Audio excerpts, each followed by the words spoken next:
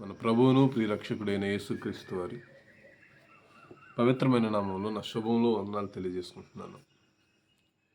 ప్రియులారా, మరి తరగతిని ప్రారంభించుకునే ముందుగా మీ అందరికి ఒక చిన్న ప్రకటన ఏంటంటే, ప్రతిరోజు తరగతులకు హాజరవుతున్న మన సహోదరుడు ప్రియమైన తమ్ముడు అశోక్, మరి అశోక్కి పాప జన్మించిందట. వాళ్ళ భార్య డెలివరీ, తల్లి బిడ్డ ఇద్దరు క్షేమంగానే ఉన్నారు. మరి వారి ఇరువురి కోసం మరి మీ ప్రార్థనలో జ్ఞాపకం చేసుకోవాలని ప్రేమతో తెలియజేస్తున్నాను. తరగతి అయిపోయిన తర్వాత మరి తమ్ముడిని పరామర్శించండి, ఓకేనా? రైట్. పిల్లల కొద్ది నిమిషాలు కొన్ని విలువైన సంగతులను మనం అందరం కూడా ఆలోచన చేద్దాం. దయచేసి వింటున్న మీరు అందరూ కూడా శ్రద్ధ కలిగి దేవుని మాటలు వినాలని ప్రేమతో తెలియజేస్తున్నాను. పిల్లరా, ఈ భూమి మీద పాపం చెయ్యని మనిషి అంటూ ఎవడో లేడు, ఒక్క యేసుక్రీస్తు వారు తప్ప. ఇక ముందు కూడా ఎవరు ఉండబోరు. దేవుడు చెప్పేశాడు ఆల్రెడీ. అందరి జీవితాలను ఎరిగిన దేవుడు, భవిష్యత్తు ఎరిగిన దేవుడు ముందుగానే చెప్పేశాడు. పిల్లరా, ఈ ప్రపంచంలో సాతాను గురించి తెలియాలి. 66 పుస్తకాలు కలిగిన మనం దేవుని గురించి తెలుసుకోవడం ఎంత ప్రాముఖ్యమో, మన శత్రువు గురించి తెలుసుకోవడం కూడా అంతే ప్రాముఖ్యం. ఏమంటే, దేవుని గురించి తెలుసుకుంటే పరలోకానికి వెళ్తాం. సాతాను గురించి తెలుసుకుంటే ఏమండి, వాడి మాయలో పడకుండా కాపాడబడతాం. ఏంటి వాడి గురించి తెలుసుకోవాల్సినంత విషయం ఉందా అంటే చాలా ఉంది. వాడి మాయలో పడి ఎంతోమంది దేవుని పిల్లలైన వారే నిత్య నాశనానికి వెళ్ళిపోయిన సందర్భాలు కూడా బైబిల్లో ఉన్నాయి. దేవుని పిల్లలైన వాళ్ళు, అవును, దేవుని పిల్లలైన వాళ్ళు. చూద్దాం వాడి పవర్ ఏంటో, వాడి శక్తి ఏంటో కొద్ది నిమిషాలు లేఖనాలలో నుండి ఆలోచన చేద్దాం మనం అందరం కూడా. ప్రకటన గ్రంథం 12వ అధ్యాయము. దయచేసి అందరూ కూడా బైబిల్ తీయండి. మా ప్రకటన గ్రంథం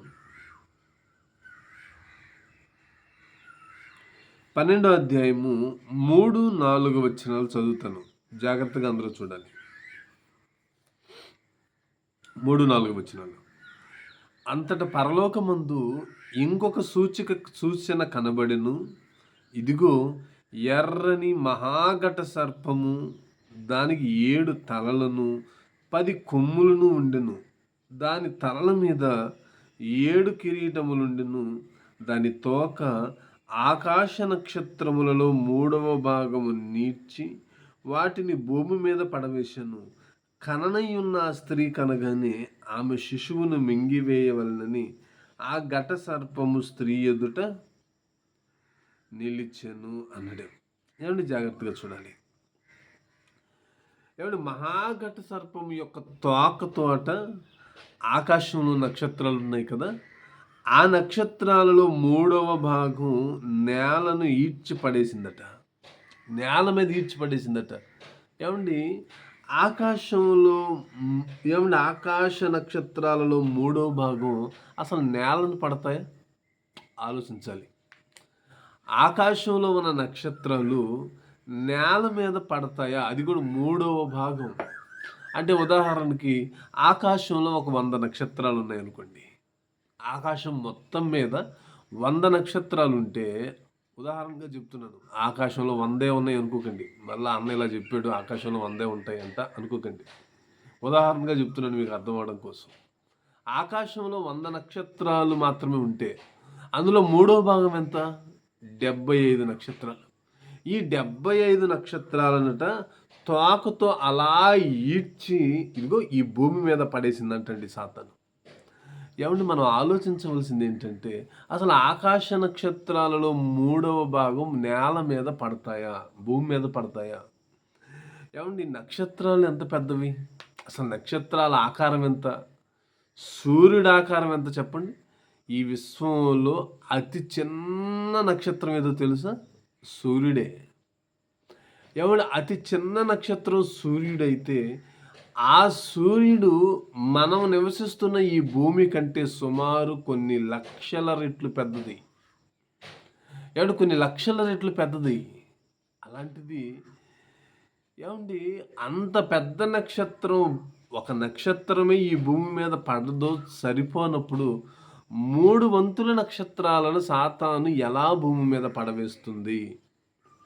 ఎలా పడవేస్తుంది? ఇంతకీ ఇది అసలు ఆకాశంలో ఉన్న నక్షత్రాల గురించి చెప్పబడిందంటే కాదండి. ఆకాశంలో ఉన్న నక్షత్రాల గురించి చెప్పబడింది కాదు ఇది. ఇది ఎవరి గురించి చెప్పబడిందో తెలుసా? భక్తుల గురించి చెప్పబడింది. దేవుని కోసం బ్రతకాలనుకుంటున్న భక్తులు ఎవరైతే ఉన్నారో, దేవుని పిల్లలు ఎవరైతే ఉన్నారో వాళ్ళ గురించి చెప్పబడిన మాట అండి ఇది. ఆకాశ నక్షత్రాలు అనగానే ఆకాశం కళ్ళి చూసి ఆ నక్షత్రాలు చూడకండి. అలా చూస్తే మనకు బైబిల్ అర్థం కాదు. బైబిల్లో ఎక్కువగా రూపకాలంకారం, ఉపమానాలంకారాలు ఉంటాయి. అలంకారాలతో సమకూర్చి ఇమిడ్చి వ్రాయబడిన గ్రంథం బైబిల్. బైబిల్ అర్థం కావాలంటే మనకి తెలుగు భాష మీద కొంచెం పట్టుండాలి, తెలుగు గ్రామర్ మీద పట్టుండాలి, ఛందస్సులు ఏమండి చిన్నప్పుడు చదువుకున్నారు కదా, ఏది సందులు, సమాసాలు ఏమండి వీటి మీద కాస్త అవగాహన ఉండాలి. ఛందస్సు వీటి మీద అవగాహన ఉండాలి. బైబిల్లో కొన్ని పదాలు అర్థం కావాలన్నా, కొంత విడదీయాలన్నా ఇవన్నీ అర్థం కావాలి. ఇప్పుడు ఆకాశంలో నక్షత్రాలు అన్నాడు. ఇంతకు నక్షత్రాలు అంటే ఏంటి? అది కూడా ఆలోచన చేద్దామండి. ఎందుకంటే ప్రతిదీ తెలియాలి మనకి. దానియేలు గ్రంథం 12వ అధ్యాయం 3వ వచనాన్ని ఒకసారి చూడండి పిల్లరా. దానియేలు గ్రంథం 12వ అధ్యాయము 3వ వచనాన్ని ఒక్కసారి చూడండి. ఏమంటున్నాడో తెలుసా? బుద్ధిమంతులైతే ఆకాశ మండలములోని జ్యోతులను పోలిన వారై ప్రకాశించెదరు. నీతి మార్గమును అనుసరించి నడుచుకున్నట్లు ఎవరు అనేకులను త్రిప్పుదురో వారు నక్షత్రముల వలె నిరంతరము ప్రకాశించుదురు అన్నాడు. చూడండి, అంటే బుద్ధిమంతులను దేనితో పోలుస్తున్నాడు? నక్షత్ర మండలం, ఆకాశ మండలంలో ఉన్న జ్యోతులు, నక్షత్రాలు, సూర్యుడితో పోలుస్తున్నాడండి బుద్ధిమంతుల్ని. ఇంతకీ బుద్ధిమంతులు అంటే ఎవరు? ఎంబీబీఎస్ చదివినోడా? లేదంటే పీజీలు చేసిన వాళ్ళ, లేదంటే ఇంజనీరింగ్ చేసిన వాళ్ళ, లేదంటే కోట్లకు పడగలెత్తిన వాళ్ళ? వీళ్ళు కాదండి బుద్ధిమంతులు అంటే. బుద్ధి, జ్ఞానము, సర్వసంపదలు ఎవరి యందు గుప్తములై ఉన్నాయి? యేసుక్రీస్తునందు గుప్తములై ఉన్నాయి అన్నాడు. అంటే బుద్ధి ఎవరి దగ్గర ఉంది? యేసుక్రీస్తు వారి దగ్గర ఉంది. జ్ఞానం ఎవరి దగ్గర ఉంది? యేసుక్రీస్తు వారి దగ్గర ఉంది. అసలు బుద్ధి జ్ఞానములు అనేవి సర్వసంపదలట. సర్వసంపద ఎందులో ఉందంటే ఇదిగో బుద్ధి జ్ఞానములో ఉందన్నాడు. ఈ రెండెవరి దగ్గర ఉన్నాయంటే ఇదిగోనైనా యేసుక్రీస్తు వారి దగ్గర ఉన్నాయి అన్నాడు. ఆయన ఎక్కడున్నాడంటే ఇదిగో 66 పుస్తకాలలో ఇమర్చబడి అక్షర రూపంలోకి మారి ఇదిగో ఈరోజు మన చేతుల్లోనే ఉన్నాడు ఆయన. ఆయన వాక్యము అక్షరాల రూపంలోకి మారి మన చేతుల్లో ఉంది. అంటే యేసుక్రీస్తు వారు బైబిల్లో ఉన్నాడు. ఆ బైబిల్ మనకు అర్థమైందా? ఆ బైబిల్ మనకు అర్థమైతే మనం ఎవరమో తెలుసా? బుద్ధిమంతులు అన్నాడు. ఇప్పుడు ఈ బుద్ధిమంతులమైన మనల్ని దేనితో పోలుస్తున్నాడో తెలుసా? ఆకాశ మండలంలోని నక్షత్రాలతో పోలుస్తున్నాడు. ప్రియమైన దేవుని పిల్లరా, ఇప్పుడు ఆలోచించండి. సాతాను తోకతో ఏం చేస్తుందట? తోకతో ఆకాశంలో నక్షత్రాలు ఉన్నాయి కదా, ఆ నక్షత్రాలని 3వ వంతు ఇదిగో ఈ భూమి మీద పడవేస్తుందట. అంటే ఆకాశ నక్షత్రాలతో ఎవరిని పోల్చాడు? ఇదిగో బుద్ధిమంతులను పోల్చాడు. లేదండి అసలు ఆకాశ నక్షత్రాలే అనుకుంటే ఒక నక్షత్రం బరువు ఎంత ఉంటుంది చెప్పండి? ఒక నక్షత్రం బరువు ఎంత ఉంటుంది? తోక బరువు ఎంత ఉంటుంది చెప్పండి? అసలు తోకతోటి నక్షత్రాలు నేర్చడం సులభమా? కష్టమండి. అంటే ఇది ఎలా రాయబడిన మాట అంటే, దేవుని పిల్లలైన వాళ్ళని బలహీనపరిచి సాతాను ఆఫ్టర్ ఆల్ వాడి తోక అంటే విలువ లేదండి. చేత్తో లాగేస్తాడంటే ఘనతే అది. పోరాటం జరుగుతున్నట్టుంటుంది. కానీ వాడు చేత్తో ముట్టుకోవడానికి కూడా ఇష్టపడకుండా సింపుల్గా తోకతోనే, అంటే అలంకార రూపంలో ఎలా రాయబడిందంటే లెక్కలేనితనంగా దేవుని పిల్లలంటే, అంటే దేవుని పిల్లలు వాడి ముందు అలా అయిపోయారు అనమాట. ఇది తోకతో ఈడ్చేసిన పక్కకి వెళ్ళి పడిపోయేటట్లుగా సాతాను ముందు వాళ్ళు అలా మారిపోయారు దేవుని పిల్లలు. అదే చెప్తున్నాడండి, అదే చెప్తున్నాడు. ప్రియమైన దేవుని పిల్లలరా, ఎలా లాగేస్తుందో తెలుసు, అసలు కోలుకోలేకుండా కొడుతుందండి. అది కోలుకోలేకుండా దెబ్బ కొడుతుంది సాతాను. సాతాన్ అంటే ఏదో మనకేదో చాలా సింపుల్గా అర్థమవుతుంది, కానీ ఏమండి వాడి పవర్ తెలియదండి ప్రపంచానికి. చాలామంది ఏమండి సాతాను గురించి తెలియక అప్పుడప్పుడు మనం కూడా ఎవరితో గొడవ పడ్డాం అనుకోండి, ఏమని మాట్లాడుతుంటామో తెలుసా? రేయ్, నా సంగతి నీకు తెలియదు, నా జోలు వచ్చావా మట్టి కరిపించేస్తానంట. విన్నారు ఈ పదాలు? మట్టి కరిపించేస్తాను, నేల కరిపించేస్తానంటావు. అది నీ వల్ల కాదు, కానీ ఎవడి వల్ల అవుతుందో తెలుసా? సాతాను వల్ల అవుతుంది. ఏది నీకు అసలు నిన్ను ముట్టుకోకుండానే నిన్ను నేలను కరిపించే టెక్నిక్ వాడి దగ్గర ఉంది.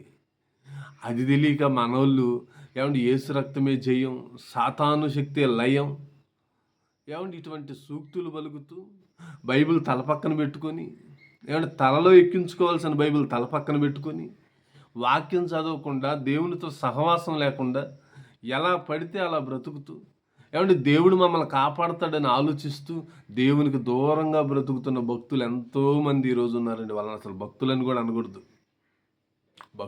అనకూడదు. ప్రియమైన దేవుని పిల్లలరా, సాతాను ఆకాశ మండలంలోని 3వ వంతు నక్షత్రాలని ఏమంటే తోకతో ఈడ్చి కొడుతుందంటే వాళ్ళు ఎవరో కాదండి, దేవుని పిల్లలైన భక్తులండి. ఎలా కొడుతుందో తెలుసు, ఎలా ఈడ్చేస్తుందో తెలుసా? తోక అంటే దానికి నిజంగా ఒక తోక ఉంటుందని, ఆ తోకతో అలా పట్టుకొని అలా ఏనుగు కనుక తొండంతో ఏదో కొమ్మలు ఇరుచుకొని తింటా, ఏదో కాయలు పట్టుకొని తింటున్నట్టుగా, ఆ తొండంతో అది తింటున్నట్టుగా ఇది కూడా తోకతోటి అలా నెట్టేస్తుందని కాదండి. దేవుని పిల్లలను పడగొట్టడానికి వాడు ఉపయోగించే టెక్నిక్ ఏంటో ఒకసారి హబక్కూకు గ్రంథం చూడండి పిల్లలు. త్వరగానే ముగిస్తాను నేను. హబక్కూకు గ్రంథం 1వ అధ్యాయం 15వ వచనాన్ని ఒకసారి చూడండి. హబక్కూకు గ్రంథం 1వ అధ్యాయము 15వ వచనం.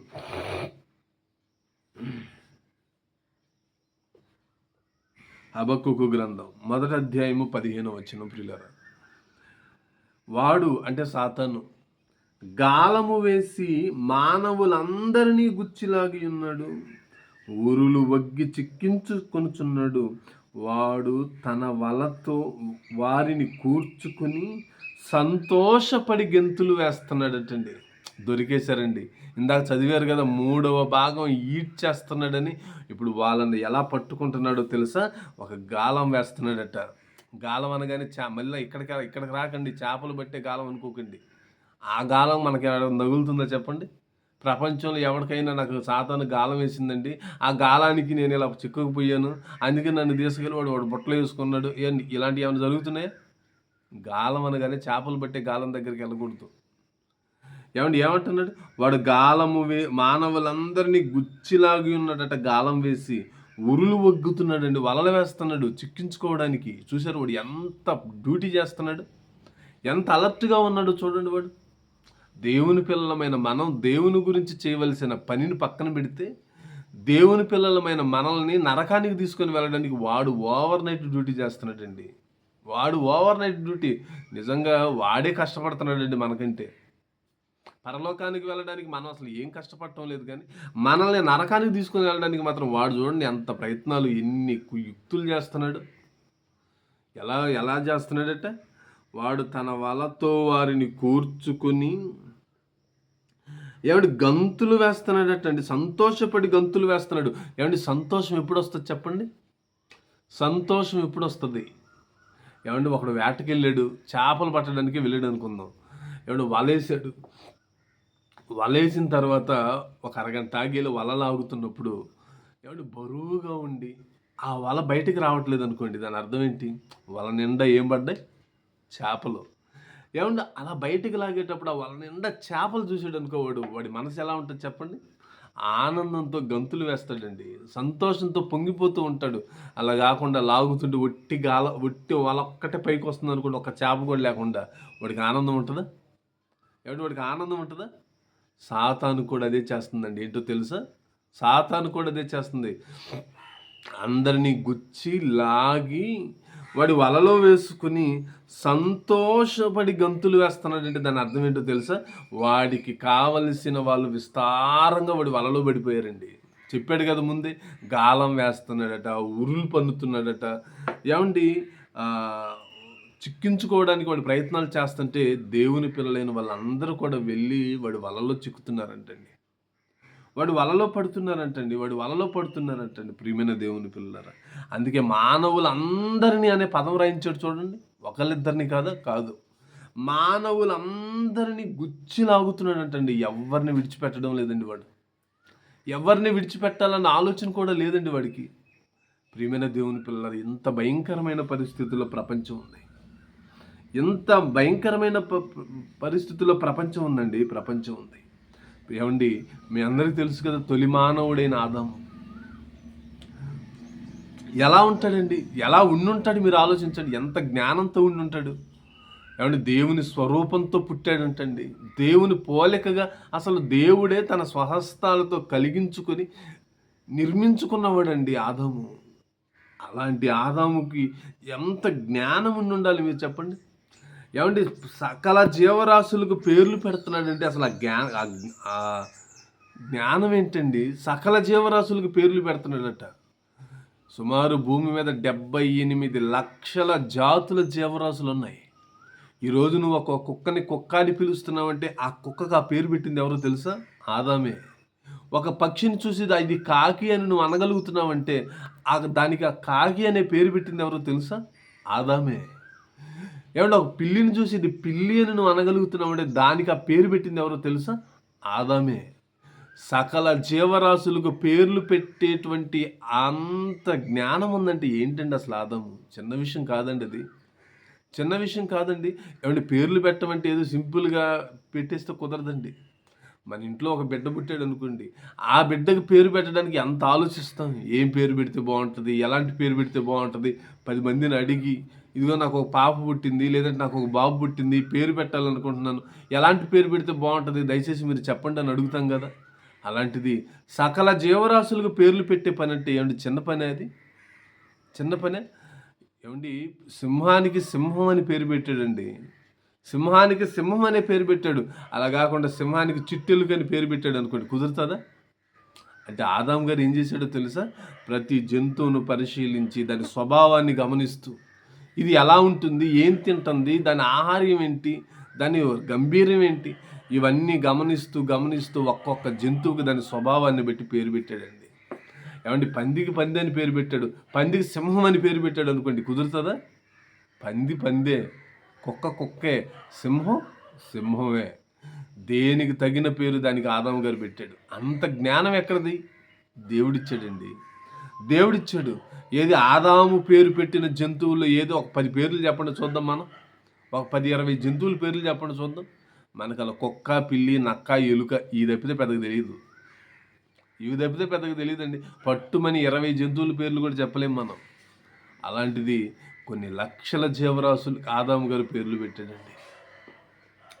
ఆదాము గారు పేర్లు పెట్టాడు. ఆయనకు మత్తు మంది ఇచ్చాడండి దేవుడు. మత్తు మంది ఇచ్చి గాఢ నిద్ర కలుగు చేసి స్త్రీని తీశాడు. పక్కటెముకని తీసి స్త్రీని తీశాడు. ఏమంటే అసలు నిద్రపోయిన వాడికి ఏం జరుగుతుందో తెలుస్తుందా? తెలీదు. అలాంటిది నిద్ర మేల్కొని వెంటనే హవ్వను చూసి ఏం మాట్లాడాడు? నా ఎముకలలో ఒక ఎముక అని మాట్లాడాడా లేదా? నాలో నుండి తీయబడితే కనుక నువ్వు నారి అనబడదు అన్నాడా లేదా? ఎలా తెలిసింది ఆదాముకి? ఏమండి, దేవుని జ్ఞానంతో ఉన్నాడు. దేవుని జ్ఞానంతో ఉన్నవాడు కూడా ఏమైపోయాడో తెలుసా? మీ అందరికీ తెలుసు. ఏమైపోయాడు? సాతాను మాయలో పడాడు. ప్రతిరోజు దేవునితో మాట్లాడే ఒక మంచి వాతావరణంలో నుండి బయటకు వెళ్ళిపోయాడండి ఆదాము. వెళ్ళాడు. ఏమండి, ఎందుకు ఆ స్థితికి వెళ్ళాడో తెలుసా? దేవునితో మాట్లాడేటువంటి ఆ గొప్ప మనసున్నవాడు, దేవుని జ్ఞానంతో కలిగినవాడు, ఏమండి సకల జీవరాశులకు పేర్లు పెట్టినవాడు, అటువంటి వాడిని సైతం నేల కల్పించింది ఎవరు? సాతాను. అటువంటి వాడిని సైతం నేల కల్పించేసిందండి సాతాను. ఏమండి, చిన్న విషయం కాదండి. వాడంటే ఏదో చిన్నగా ఆయన తక్కువ అంచనా వేయకండి సాతాన్ని. సాతాన్ అనగానే ఏమంటే తక్కువ అంచనా వేయకండి. వాడు మన శత్రువు అండి. మీ విరోధి అయిన అపవాది అన్నాడు చూడండి. మన విరోధి ఎవరో మనకు తెలియాలి కదా. వాడి గురించి మనం తెలుసుకోవాలి కదా, గ్రహించాలి కదా. ఆ శత్రువు ఏం చేస్తాడో మనకు తెలియకపోతే ఎలాగండి? శత్రువు గురించిన ఆలోచనలు లేకపోతే ఎలాగండి? వాడు పడగొడతాడు కదా మనల్ని. కనుక ప్రియమైన దేవుని పిల్లలారా, దేవుని గురించి తెలుసుకోవడం ఎంత ప్రాముఖ్యమో దుష్టుని గురించి తెలుసుకోవడం కూడా అంతే ప్రాముఖ్యత ఉంది మనకి. అలాగే మరొక భక్తుడిని చూడండి, ఆయన ఎలా పడగొట్టిందో చూడండి. అపోస్తుల కార్యాలు 5వ అధ్యాయము. ఏమండి, అపోస్తుల కార్యాలు 5వ అధ్యాయము 3వ వచనాన్ని ఒక్కసారి చూడండి ప్రియులారా. 3వ వచనం. అపోస్తుల కార్యాలు 5వ అధ్యాయము 3వ వచనం. త్వరగా ముగిస్తాను, కొద్ది నిమిషాలు దయచేసి ఓపికతో వినాలని ప్రేమతో తెలియజేస్తున్నాను. అపోస్తుల కార్యాలు 5వ అధ్యాయము 3వ వచనం. అప్పుడు పేతురు, అన్నయ్య, నీ భూమి వేలలో కొంత దాచుకుని పరిశుద్ధాత్మను మోసపుచ్చుటకు సాతాను ఎందుకు నీ హృదయమును ప్రేరేపించిందని అడుగుతున్నాడు చూడండి. ఏమండి, సాతాను మన హృదయాన్ని ఎప్పుడు ప్రేరేపిస్తుందో మన మనస్సు మనకు చెబుతుందండి. మన మనస్సు మనకు చెబుతూ ఉంటుంది. అలర్ట్ అవ్వాలి అక్కడ. కొంతమంది ఏమండి బలహీనతలోకి వెళ్ళి బలహీనపడి ఏం చేస్తుంటామో తెలుసా? ఏమండి, బలహీనత పడి ఏం చేస్తుంటామో తెలుసా? మనస్సును కఠినపరుచుకొని ఒక అడుగు ముందుకేస్తాం. అది సాతాను ప్రేరణ. అది సాతాను ప్రేరణ అండి. ఇక్కడ అననీయ కూడా ఏం చేశాడో తెలుసా?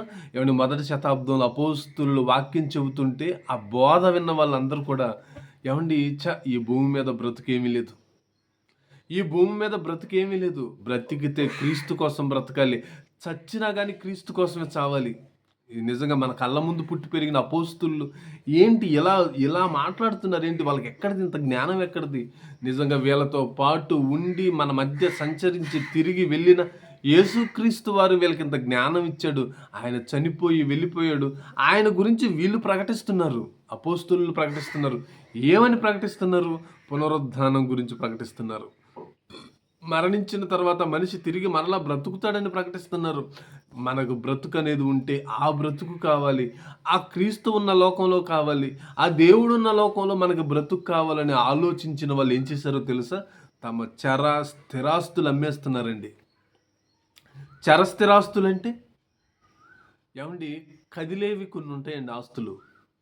కదిలే ఆస్తులు కొన్ని ఉంటాయి, కదలని ఆస్తులు కూడా కొన్ని ఉంటాయి. చరాస్తి, స్థిరాస్తి. ఏంటి స్థిరాస్తులు? పొలాలు, ఇల్లు. ఏమండి, కొంతమంది ఆ రోజుల్లో ఏమంటే ఆస్తులు అంటే పశువులు, ఇవన్నీ కలిగిన వాళ్ళు ఏం చేస్తున్నారో తెలుసా? అమ్మేస్తున్నారండి. మాది ఈ లోకం కాదు, మాది ఉన్న లోకం ఇదిగో, దేవుడున్న లోకమే మా లోకం, మేము వెళ్ళిపోతాం, ఆ లోకానికి వెళ్ళిపోతాం, ఈ భూమి మీద మాకంటూ ఏది ఉండకూడదని ఆలోచించిన వాళ్ళు ఏమంటే అమ్మేసి ఆ డబ్బంతా తెచ్చి అపోస్తుల పాదాల దగ్గర పెట్టేస్తున్నారు. అయ్యా, సువార్త కోసం వాడండి. మీరు ఎవరిని పంపిస్తారు? పంపించండి. ఇదిగో మా పొలం అమ్మేసాం, మా ఇల్లు అమ్మేసాం, మా స్థలాలు అమ్మేసాం, ఇదిగో ఆ డబ్బు తీసుకొచ్చి మీ దగ్గర పెట్టేస్తున్నాం కదా, ఈ డబ్బుతోటి యేసుక్రీస్తు సువార్తను ఎలా ప్రకటించాలో మీరు ఆలోచించి ఆ ధనాన్ని అందరికీ పంచండి, సువార్తకు పంపించండి అని ఎంతోమంది ఆ రోజు చేస్తుంటే అవి గమనించారండి. ఎవరో తెలుసా? అననీయ, సప్పీరాలు. అది గమనించిన వీళ్ళు ఏం చేశారు? వీళ్ళు కూడా ఒక మంచి నిర్ణయానికి వచ్చారండి. మనం కూడా అమ్మేద్దాం మన పొలాన్ని. ఇదిగో మనకు కూడా కొంత పొలం ఉంది కదా, కొంత భూమి ఉంది కదా, నిజంగా భూమి ఉంచుకొని మనం ఏం చేస్తాం? ఎంతోమంది ఇన్ని త్యాగాలు చేస్తున్నారు. వాక్యం కూడా మనకు కూడా అర్థమైంది కదా. ఇది ఏమండి, మన భూమి కూడా అమ్మేసి అపోస్తుల దగ్గర ఇచ్చేద్దామండి అని భార్య, అలాగే అమ్మేద్దామని భర్త, ఇద్దరు ఒక మాట మీదకి వచ్చారండి. ఒక మాట మీదకి వచ్చి పొలం అమ్మేశారు.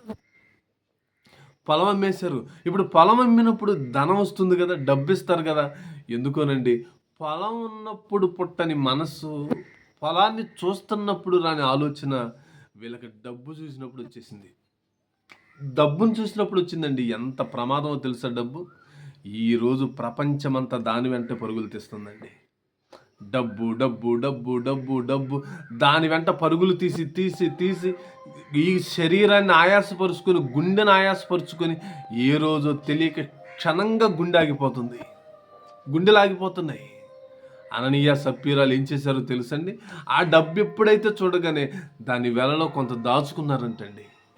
ఎందుకమ్మా దాచుకున్నావు? దేవుని కోసం అమ్మావు కదా, దేవునిది కదా అది, దేవునికి ఇవ్వాలని ఒక మంచి కమిట్మెంట్ అమ్మావు కదా, దానిని ఎందుకు దాచుకున్నావు?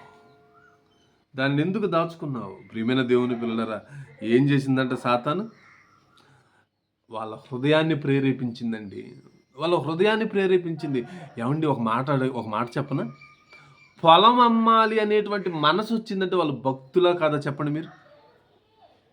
పొలం అమ్మి దేవునికి ఇవ్వాలి అనే ఆలోచన కలిగి ఉన్నారంటే అసలు వాళ్ళు భక్తులా కాదా? భక్తులేనండి వాళ్ళు. మంచి భక్తులండి.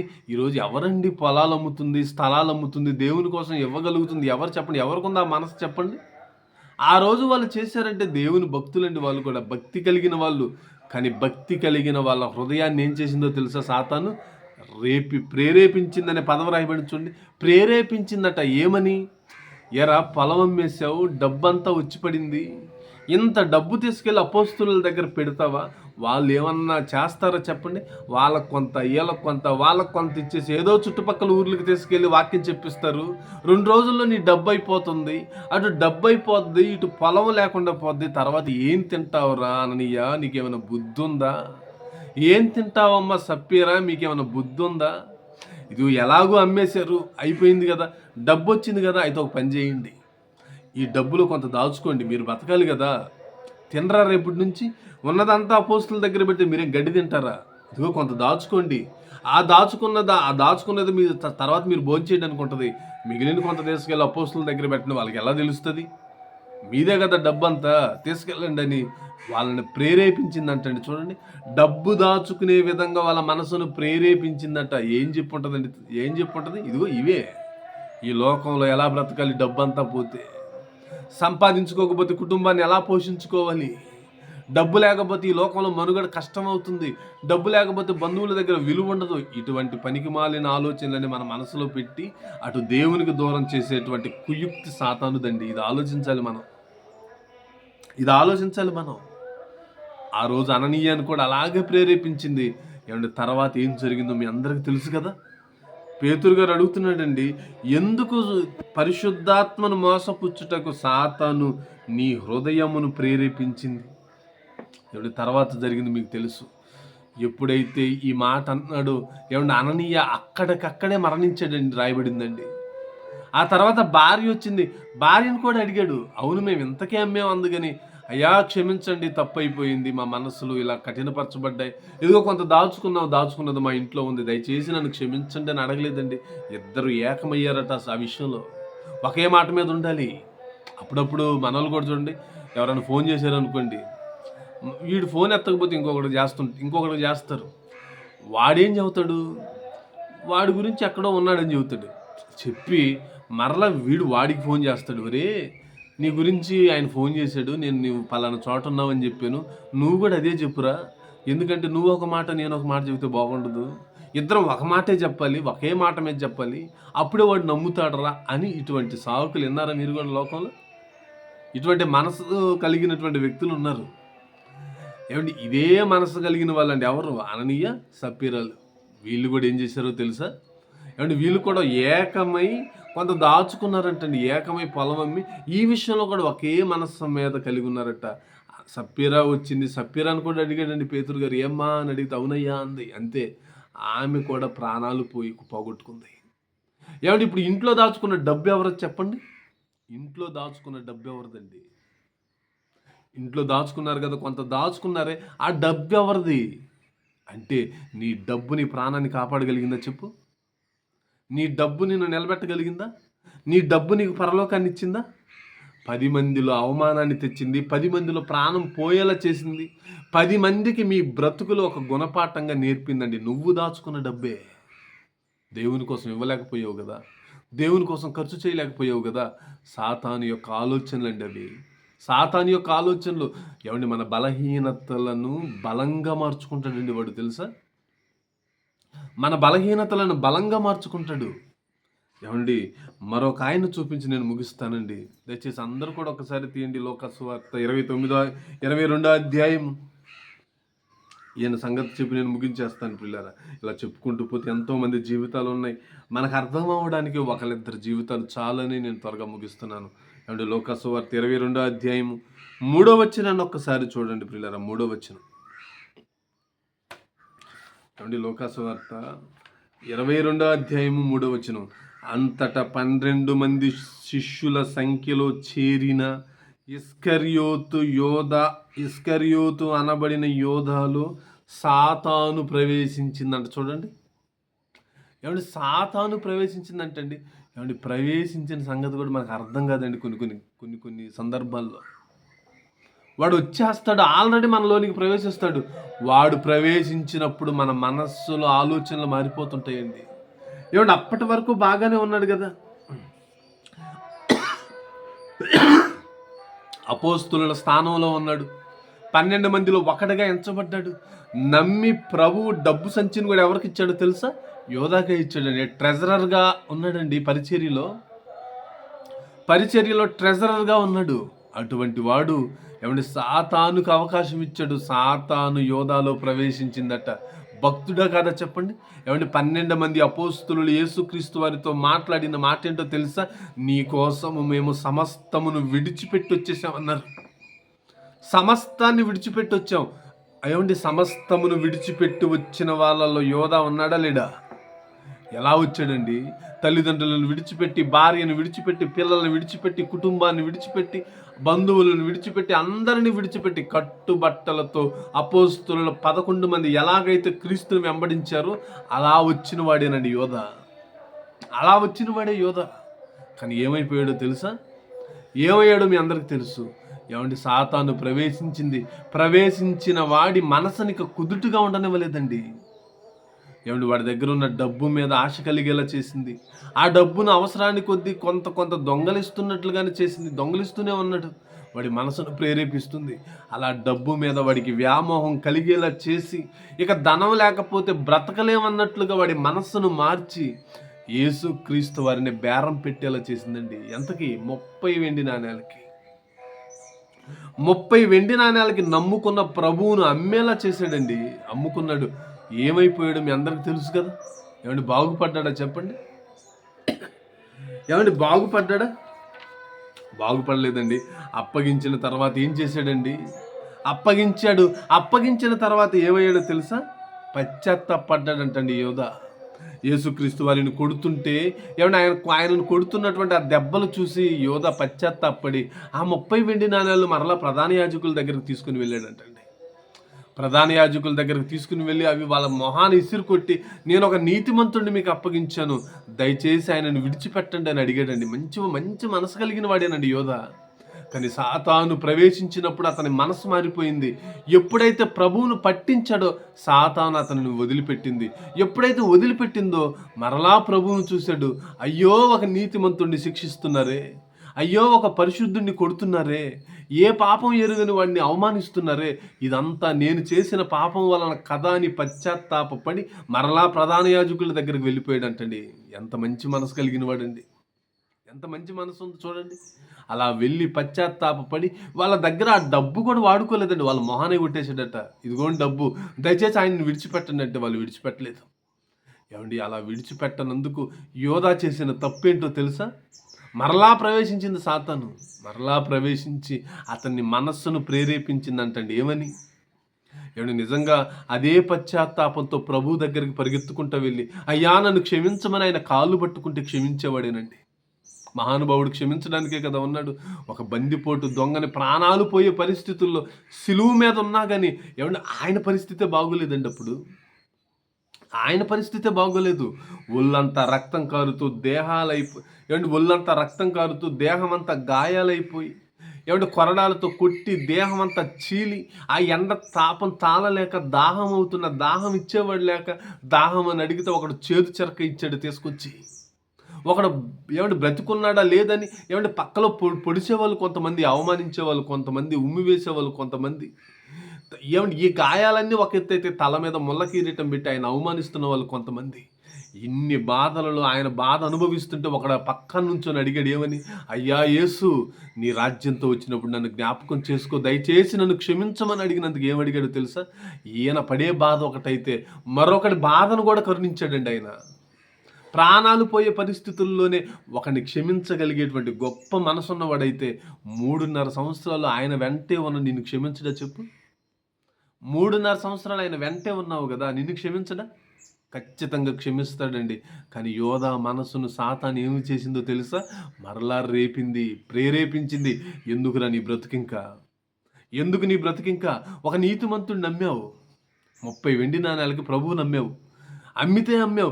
ఆ డబ్బు తీసుకుని వెళ్ళి మరలా వాళ్ళకి ఇచ్చి విడిపిస్తానంటే వాళ్ళు వదలలేదు కదా. చూడరా ఆయన ఎలా కొడుతున్నారో చూడు. నీ వల్లే కదరా ఆయన శరీరం రక్తం కారుతుంది, నీ వల్లనే కదరా ఆయనకు అవమానం జరుగుతుంది, నీ వల్లనే కదరా ఆయన అవమానాలు ఉమ్మివేతలు పడుతుంది. ఎందుకురా అంత మంచివాడిని అమ్మేసావు? అలాంటి వాడిని అమ్మి నువ్వు బ్రతకకపోతే ఏమైందిరా? నీ బ్రతుకెందుకురా ఇంకా?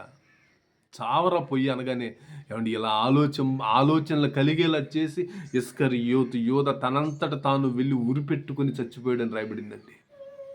ఉరిపెట్టుకొని చచ్చిపోయాడంటండి యోధ. ఎందుకు చెప్పండి? ఎందుకు? సాతాను ప్రేరణకు లోనైపోయాడండి. భక్తులేనండి వీళ్ళందరూ కూడా, భక్తులండి వీళ్ళందరూ కూడా. ప్రభువుతో ఉన్నవాడు ఒకడండి, ప్రభువుతో ఉన్న భక్తుడే సమస్తాన్ని విడిచిపెట్టి ప్రభువును వెంబడించడానికి వచ్చిన వాడే చివరికి ఎలా మారిపోయాడో తెలుసా? సాతాను ప్రేరణకు లోనై ఏమండి తన ప్రాణాన్ని తీసుకునే స్టేజ్కి వెళ్ళిపోయాడు. తన ప్రాణాన్ని తీసుకున్నాడు కూడా. అంటే ఎవరిని విడిచిపెట్టదా? భక్తులను కూడా విడిచిపెట్టదండి, విడిచిపెట్టదు. ఏమండి ఆ రోజు వాళ్ళనే వదలకపోతే ఈరోజు నిన్ను నన్ను వదలదా? నిన్ను నన్ను వదులుతుందా? ఎలా ఉన్నాం చెప్పండి? మనం కూడా లోకంలో లోకాశల్లో పడి ఏదో సాధించాలని, ఏదో కోరుకోవాలని, ఎంతో సంపాదించాలని తిరుగుతున్నావే. ప్రాణం ఎప్పుడు పోద్దో తెలియదయ్యా నీకు. నీ ప్రాణం ఎప్పుడు పోతుందో తెలీదు. ఇంతలో కనబడతావు, అంతలోనే మాయమైపోయి ఆవిరి లాంటి చిన్న జీవితం కదా, ఇంకెంతకాలం ఉందో తెలియదు కదా. ఈ కాలంలో దేవుని గురించి ఆలోచించి దేవుని కోసం బ్రతుకు, దేవుని కోసం బ్రతుకు. ప్రియమైన దేవుని పిల్లలరా, మరొక చిన్న మాట చెప్పి నేను ముగించేస్తానండి. దయచేసి ఒక 2 నిమిషాలు ముగించేస్తాను. మత్తయి సువార్త 16వ అధ్యాయము 14వ వచనాన్ని ఒక్కసారి చూడండి. మత్తయి సువార్త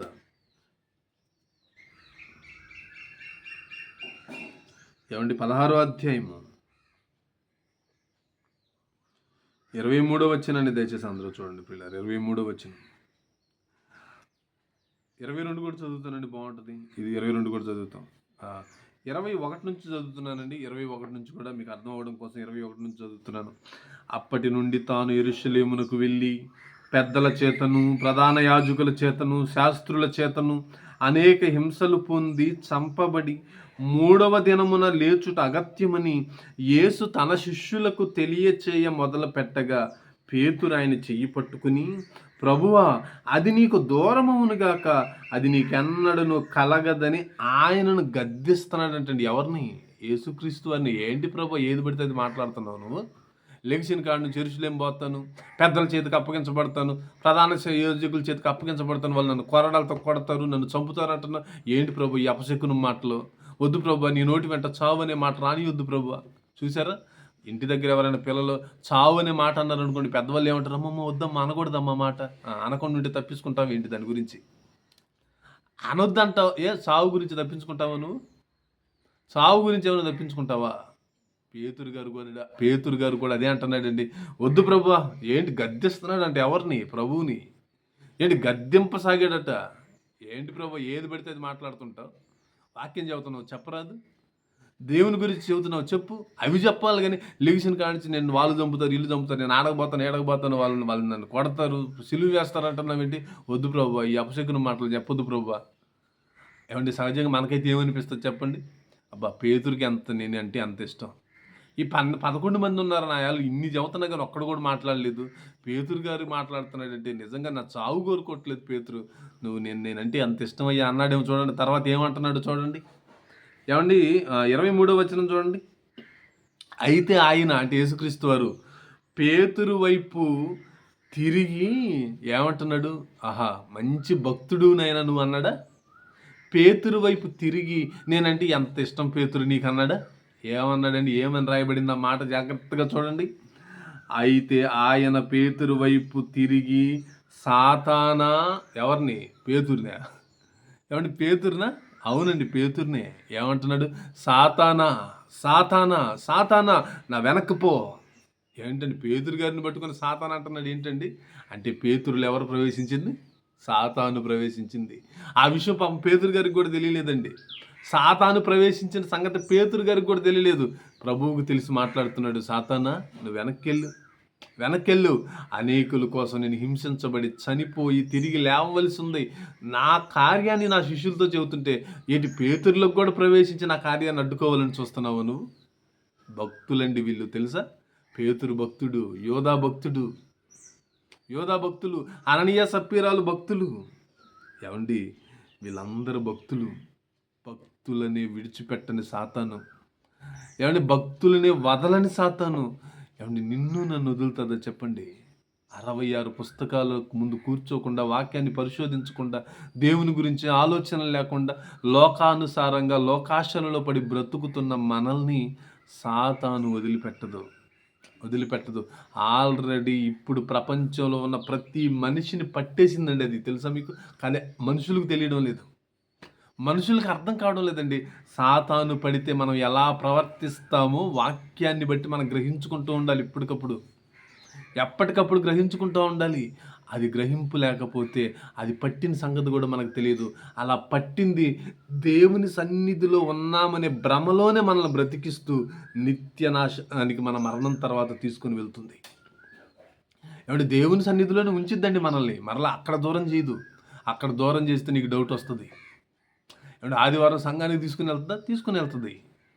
ఏమంటే ఎక్కడైనా సభలు జరుగుతుంటే సభలకు తీసుకుని వెళ్తుంది.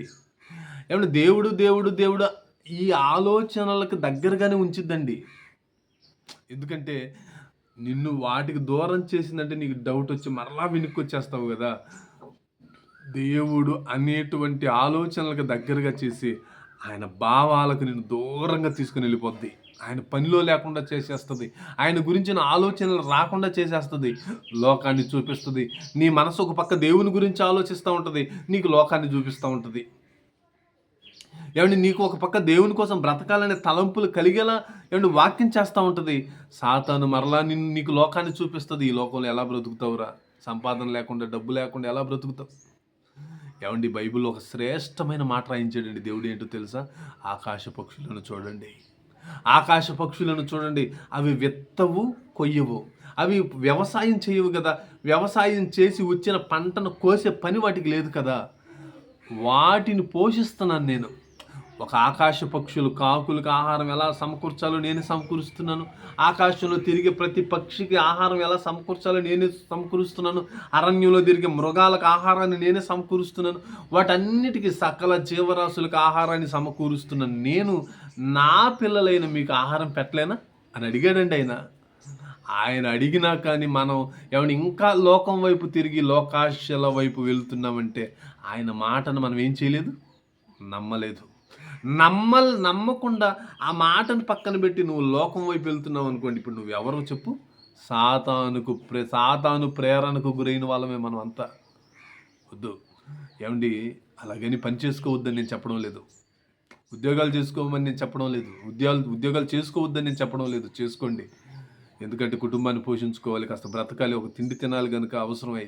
కానీ అన్నిటికంటే ముఖ్యంగా మనం ఆలోచించవలసింది దేవుని గురించేనండి. దేవుని గురించి ఆలోచించండి.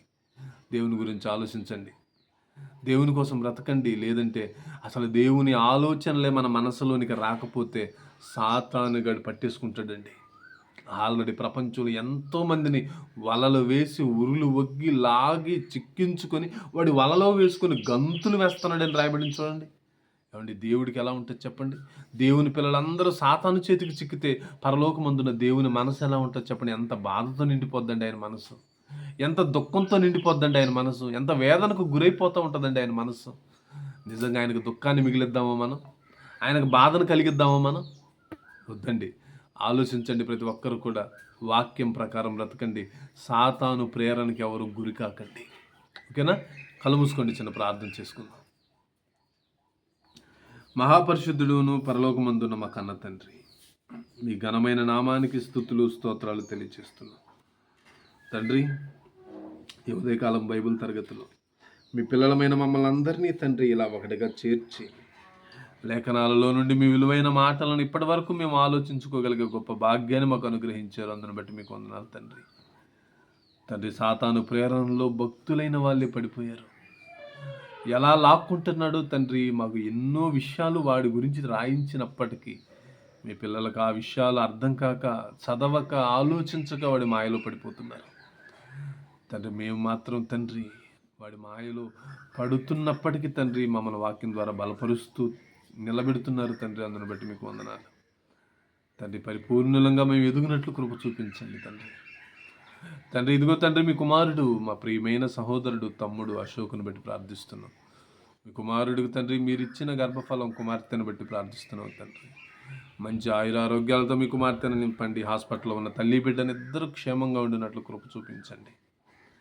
ఈ కార్యక్రమాన్ని నడిపిస్తున్న మీ కుమార్తె చెల్లిని జ్ఞాపకం చేసుకోమని వేడుకుంటున్నాం. కుటుంబాన్ని, సహోదరిని, తండ్రి, తల్లిగారిని జ్ఞాపకం చేసుకోమని అర్థిస్తూ రేపొదయం జరగబోయే బైబిల్ తరగతిలో తోడుగా ఉండమని వేడుకుంటూ మీ పిల్లలు చేస్తున్న ప్రయాణాలలో ఎటువంటి ప్రమాదాలు జరగకుండా వారిని భద్రపరచమని అర్థిస్తూ యేసుక్రీస్తు వారి శ్రేష్టమైన నామంలో తండ్రి ఈ ప్రార్థనను సమర్పించుకుంటున్నాము తండ్రి. ఆమేన్. ఓకే, నేను అందరికీ వందనాలు. సెలవు తీసుకున్నాను.